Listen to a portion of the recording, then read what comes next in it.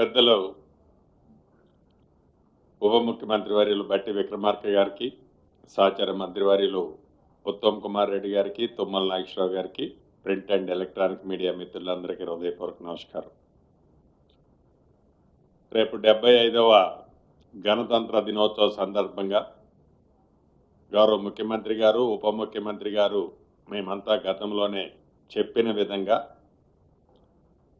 రాష్ట్ర ఆర్థిక పరిస్థితి బాగాలేకపోయినా ఇచ్చిన మాట ప్రకారం మన ఇందిరమ్మ ప్రభుత్వంలో తూచా తప్పకుండా చిత్తశుద్ధితో ఇది ప్రజల ప్రభుత్వం, పేదోడి ప్రభుత్వం అనే విధంగా సంక్షేమ కార్యక్రమాలని చెయ్యాలి అని దృఢ సంకల్పంతో తల తాకట్టు పెట్టైనా పేదవాడికి అండగా ఉండాలి, రైతన్నకి అండగా ఉండాలని మన ప్రభుత్వం ఈ 26వ తారీఖు నాడు పెద్దలు చెప్పినట్లు ప్రతి మండలంలో ఒక గ్రామాన్ని తీసుకొని ఈ 4 స్కీములు అర్హులైన ప్రతి వాళ్ళకి ఇవ్వాలి అనేది నిర్ణయించడం జరిగింది.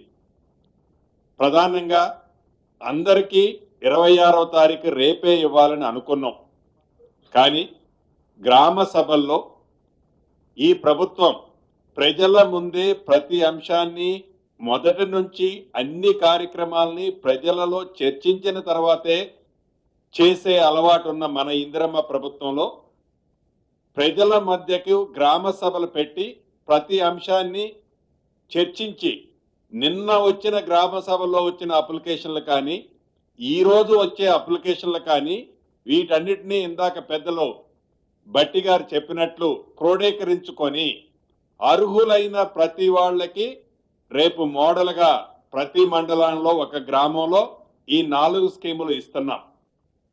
అర్హులైన పేదవాళ్ళు ఎవరు కూడా అభద్రతకు లోనవ్వాల్సిన అవసరం లేదు.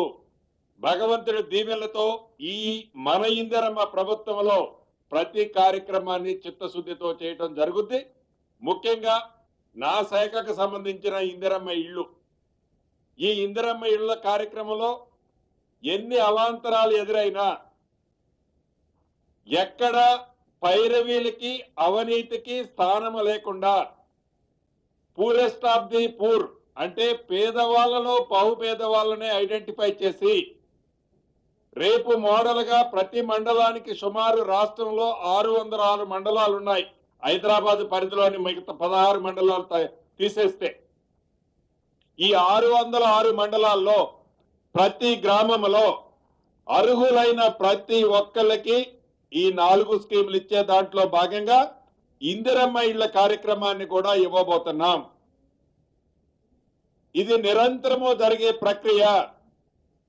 ఏదో ఒక్కసారి ఇచ్చి గత ప్రభుత్వంలో లాగా అక్కడ ఒకటి ఇచ్చేసి తూచనే ప్రభుత్వం కాదు.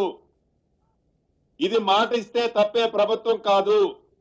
ఆర్థికంగా ఎన్ని ఇబ్బందులున్నా రాత్రి పగళ్ళు మన ఫైనాన్స్ మంత్రి వర్యులు పరిపరి విధాలు ఆలోచించి చెప్పిన ప్రతి మాటని పేదోడికి అందించాలనే తాపత్రయంతో ఈ ప్రభుత్వం పనిచేస్తుంది అనేది ఒక్కసారి ప్రతిపక్షాలు మంచిని ఒప్పుకోలేకపోతే మంచిది, కానీ మంచిదాన్ని చెడుగా చిత్రీకరించి వాళ్ళు మరింత పలసన కావద్దని కూడా ఈ వేదిక మీద నుంచి వారికి సూచిస్తున్నాను. ఇందిరమ్మ ఇళ్ల విషయంలో కూడా నిన్న అప్లికేషన్ ఇచ్చిన వాళ్ళు ఈ పొద్దు అప్లికేషన్ ఇచ్చే వాళ్ళు కూడా అర్హులై ఉంటే రేపొచ్చే లిస్టులో తప్పకుండా వారి పేరు చేర్చబడుతుంది, ఇవ్వబడుతుంది. అర్హులు కాకపోతే ఏ కారణం చేతైనా పొరపాట్లో అర్హులు కాని వాళ్ళకి ఇందిరమ్మ ఇల్లు ఇస్తే అర్హులు కాదని తేలితే అట్టి దాన్ని క్యాన్సిల్ చేసే దాంట్లో కూడా ఈ ప్రభుత్వం వెనకడుగు వేయదు. రాష్ట్ర వ్యాప్తంగా ఉన్న మీడియా మిత్రులు కూడా రిక్వెస్ట్ చేస్తున్నాం, అర్హులు కాని వాళ్ళుంటే ఈ ప్రభుత్వం దృష్టికి మీరు తీసుకురావాల్సిన అవసరం ఉంది. ఎందుకంటే మీరు కూడా ఈ ప్రభుత్వంలో భాగస్వాములు. దయచేసి అర్హులు కాని వాళ్ళు ఎవరైనా కూడా తీసుకోవద్దు, అర్హులైన వాళ్ళు ఎవరు కూడా మిస్ కావద్దు. ఈ ప్రభుత్వం యొక్క చిత్తశుద్ధి అది.